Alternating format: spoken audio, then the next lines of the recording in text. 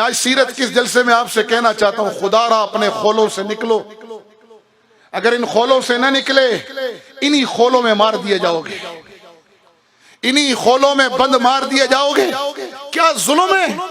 جو تبلیغ میں نکلا ہے وہ جہاد کی مخالفت کر رہا ہے، جو جہاد میں نکلا ہے وہ مدرسوں کو ٹیڑھی نگاہوں سے دیکھ رہا ہے اور کہہ رہا ہے یہ کچھ نہیں کر رہے، اور جو مدرسوں میں بیٹھا ہوا ہے وہ مجاہدین کا انکار کیے بیٹھے ہیں، اور جو جہاد میں نکل جائے وہ خانقاہوں والے سیاست کا، سیاست والے فلاحی کاموں کا۔ یہ کیا ظلم برپا ہے؟ تم نبی کی امتی ہو یا کسی شعبے کے غلام ہو؟ تم نے رسول اللہ کی غلامی کا توق پہنا ہے یا کسی شعبے کی غلامی کا توق پہنا ہے؟ اگر یہ کام تم اپنے باپ کے گھر سے لائے تھے پھر لڑو، کیونکہ یہ تمہارے باپ کی جائیداد ہے۔ اور اگر ایسا نہیں ہے، تبلیغ، دعوت، تزکیہ، جہاد، خیر کے کام، فلاحی امور، سوشل ورکر، سیاست اسلامیہ، تعلیم و تعلم، اگر یہ تمہارے نبی کا دیا ہوا کام ہے تو پھر سارے ہمارے کیوں تقسیم ڈال رکھی ہے؟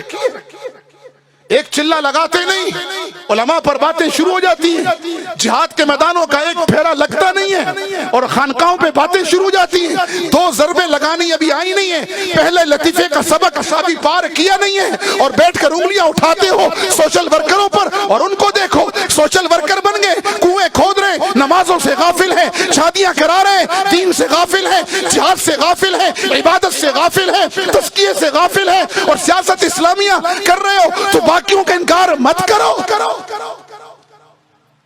بنفسی، نہ میں مدرس ہوں، نہ صوفی ہوں، نہ مبلغ ہوں، نہ مجاہد ہوں، نہ سوشل ورکر ہوں، نہ سیاستدان ہوں، کچھ نہیں ہوں۔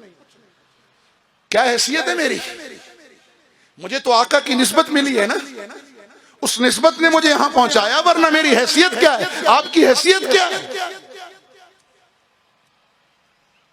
نکلو ان خولوں سے، جوڑ کے مینڈک مت بنو، تم تو رحمت للعالمین کی امت ہو، تمہیں پوری دنیا کی ہدایت اور غلبہ دین کے لیے نکالا گیا،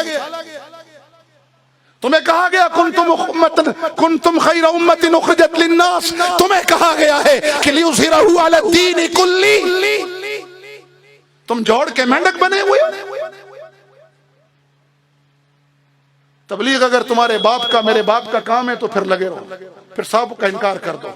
جہاد باپ کے گھر سے لے کر آئے ہو تو سب کا انکار کرو، ایسا نہیں ہے۔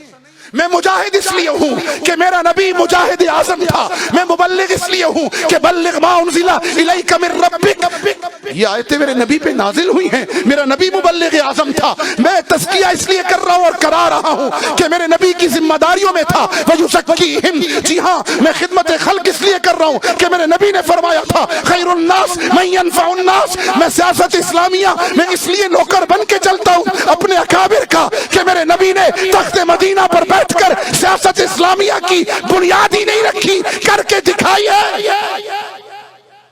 اور میں مدرسوں کا نوکر اس لیے ہوں، میں علماء کی جوتیاں اس لیے سیدھی کرتا ہوں، ان کو وارث انبیاء اس لیے سمجھتا ہوں کہ میرے نبی نے فرمایا انما بعثت معلما، اور میں تو آیا ہی معلم بن کر ہوں۔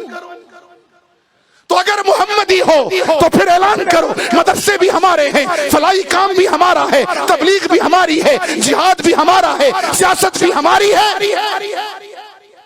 اگر تبلیغ سے انکار کرو گے گمراہی پھیلے گی، دعوت کا کام چھوڑ دو گے گمراہی پھیلے گی، اور اگر تعلیم و تعلم کا کام چھوڑ دو گے تو امت میں قصے کہانیاں رہیں گی، رسوخ فی العلم اور سندیں ختم ہو جائیں گی، پھر زال اور مزل ہوں گے۔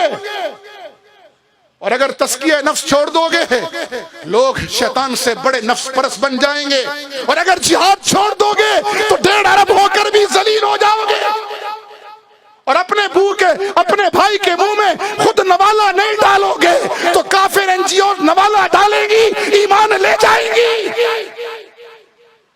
اور اگر سیاست اسلامیہ کے علم برداروں کے ساتھ نہیں چلو گے تو تمہاری اجتماعی قد کو، کمیونٹی کو بدترین نقصان سے دوچار ہونا پڑے گا۔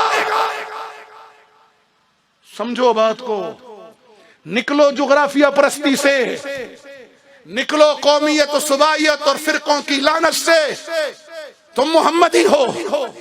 جنگ عظیم دوم میں 1 करोड़ काफिर ने मारा। जर्मन ने फ्रांस को मारा, फ्रांस ने जर्मन को मारा, जी हाँ, इसी बर्तानिया ने जापान को मारा, इसी जापान ने अमेरिकी बेड़ों के अंदर अपने जहाज डालकर बेड़े तोड़े, और इसी अमेरिका ने फिर जापान पर एटम बम मारा। 1 करोड़ काफिर के हाथों